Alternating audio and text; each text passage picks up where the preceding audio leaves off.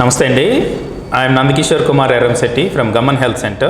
Gaman Health Center for Integrated Wellness and Interventional Rehabilitation. Today I have a wonderful team. Hafsa Fatima. Hello everyone, myself Hafsa Fatima. I'm a physiotherapist working at Gaman Health Center. And Asma Fatima. Hi, I'm Asma Fatima. I'm a physiotherapist working at the Gaman Health Center. And Jaimol, our respiratory therapist. Hi sir. To discuss about how physiotherapy, respiratory therapy and other specialties helped patients to recover in COVID ICUs, COVID wards. And today we are going to specifically discuss about those patients who are on 5 to 10 liters of oxygen, where these guys are not on NIVs, not on ventilators, neither they are comfortable, completely independent. This is the phase where they have to go through a lot of stress, fear, they might get into a bigger complications or they might recover. And this is a very challenging scenario for everybody working with them. They have all these anxieties, stress, lot of medication going through. They are in ICU looking at other patients who are on ventilator. They are also looking at people who are recovering. This is the population where we have to help them to come into more proactive and positive mindsets and help them recover. I would like to know from Hafsa, what was your experience in patients who are having 5 to 10 liters of oxygen in a COVID ICU? How, as a physiotherapist, you helped them to recover quickly, and what was your challenge? So the patients who were on oxygen after weaning from ventilators and IV, the main complication they were having was breathlessness, coughing and lot of stress, anxiety, high PR and low saturation levels. So for that we gradually started them relaxed positions, then we started them spirometry exercises, tried to improve their lung capacity and the more airflow in their body to improve their lung ability. Gradually we progressed to gentle and gradual breathing exercises like deep breathing and all. Fantastic. That was the situation where your chest physiotherapy, the exercises you taught, the relaxation techniques can actually be more reflective, right? You Yes, can sir. see that oxygen saturations going up, patients getting better, Yeah. they are feeling better, Yes, sir. they are gaining confidence, right? You Yes. feel like you are literally helping them to improve their oxygen saturations without getting that oxygen Yeah. from outside, which is very cumbersome, Yes. right?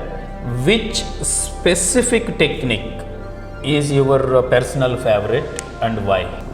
Which technique you got that personal favoritism on these situations? So there are a lot of techniques to improve their lung capacity, there are a lot of exercises, but mainly what I believe is to make them do intensive spirometry both in inspiration and expiration, and I was really happy to see that patients were taking a complete spirometry exercise really at a good level, reaching all the 3 balls with a hold exercise with a hold. That gives a lot of belief that raises. They reached that level from So- raising it to a ball to all the 3 balls, and in both in inspiration and expiration. That was Probably really you see good. the first smile. Yeah. That yes. Yes, I did and it. that too increasing their intensity and repetitions, everything. That was really good to see that. Fantastic. Good job. Good job. Today we have Asma Fatima, our bundle of energy and very enthusiastic, energetic and more dynamic physiotherapist of our team. I would like to know from her, Asma, when you are dealing with patients who are on 5 to 10 liters of oxygen, you might have gone through different intensities, levels, exercises. What was your favorite activity which gave you a lot of satisfaction and which actually helped patients to recover? Activity in the sense exercises and breathing exercises. So while dealing the COVID patient, that too on 5 to 10 liters of oxygen, some patients will have face mask, that will be the normal mask, and the other will be have the high concentration mask. So compared to that, high concentration mask is higher because that mask will give the stress, and their patients are very emotionally unstable to come up with that. So in that we have to increase the saturations, maintain the vitals, and maintain the emotional balance of the patient. So in that we have do the so much exercises because most of the patient are on bed for most of the time. So we have to maintain the muscle integrity. We have to maintain to prevent the bed rest complications and to decrease the prevent the bronchial secretions. So in that we have to go for the mobility exercises as for the lung expansion exercises. So we have to simultaneously we have to see both of that.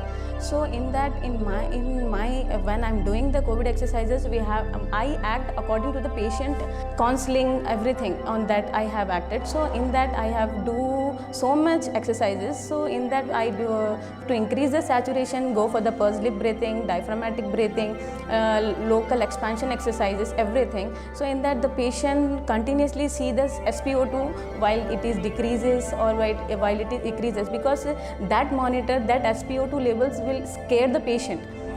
It will deteriorate or it will increase, or they may think that if they improve or not.